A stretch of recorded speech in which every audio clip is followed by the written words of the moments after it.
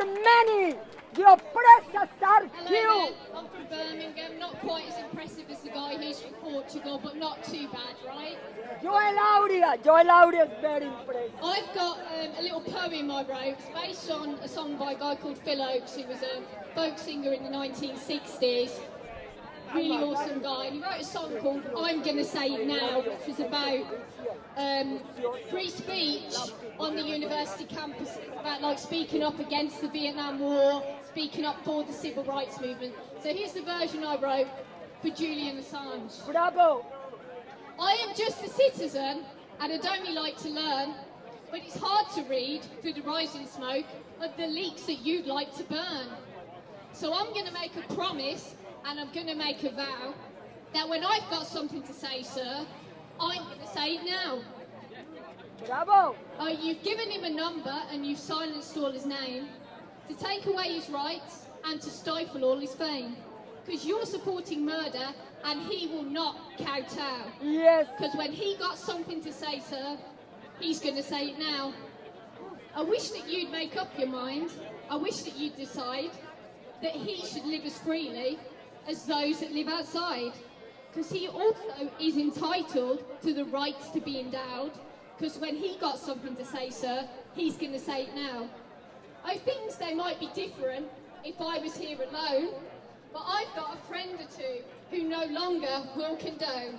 So we'll stand up and we'll make the largest row. So if we got something to say, sir, we're going to say it now. Bravo. I've read of other countries where the people take a stand. All around the world, we fight for this man. Now we are all together and we will make a vow that when we got something to say, sir, we're going to say it now. Thank you. Yes. Bravo, señorita. Bravo. Bravo. Free Julian Assange. Thanks very much, and thanks to all of you who've spoken this afternoon, whether or not you took Abraham Lincoln's advice or not. We're very grateful for you being here. Just got two more speakers from the crowd here, and then we're going to have to wrap up. But before we do, I'd like you to give a huge round of applause for the guys who set all this up with us and made all this possible in Trafalgar Square for Danny McKenzie and his team. Bravo. Bravo.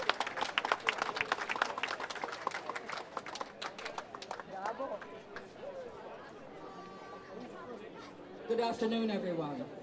Where else would I be except here, in this square, standing beside the statues of these three brave men who have defended our rights. If we aren't here, if I'm not here, then when will my rights, which are being attacked, when will I be defended? I won't be. I'm not going to say, as many people, up till now anyway, have been saying, I'm so glad you're doing that, amongst friends. No, we all must be here. We all must continue. The time is now. Yes. Julian Assange will die, and we will die. Our democracy will die. Yes. If we don't act, and act together. So that's why I'm here. That's why I'm really, really happy to see all of you here. That's why I feel one with you here, because we are brave and we are speaking out. Free Julian Assange. Free Julian Assange now. Free Julian Assange. Free Julian Assange now. Free all of us. Free Julian Assange. Free Julian Assange. Bravo, señorita, bravo. Merci. Yeah, Merci, bravo. I want to get a picture in the chair.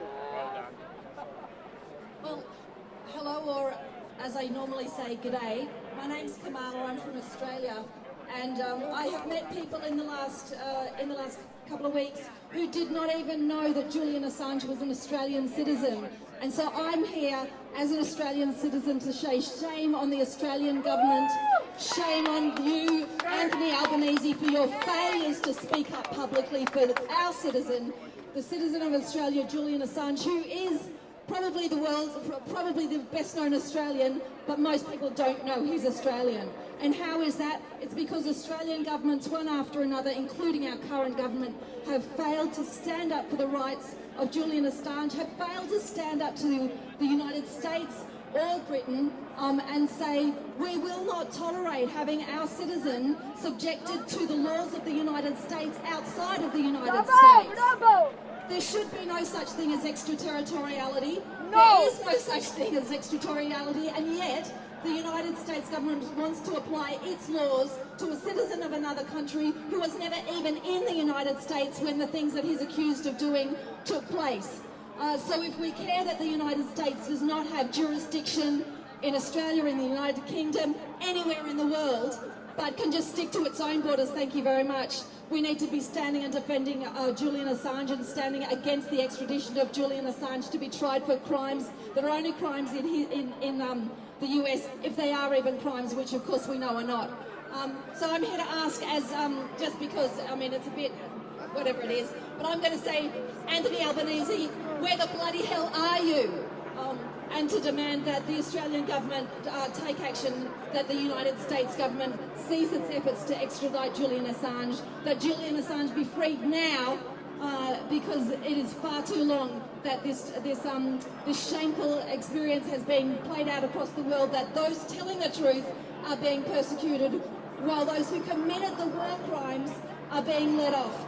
And I'll just say, we need WikiLeaks, we need more journalism, because they are trying to foist more and more wars on us. They're trying to foist war against China on us when China is not the one with military bases all around the world.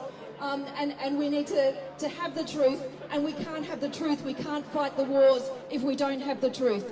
And that's why once more I want to say, free Julian Assange now. Bravo!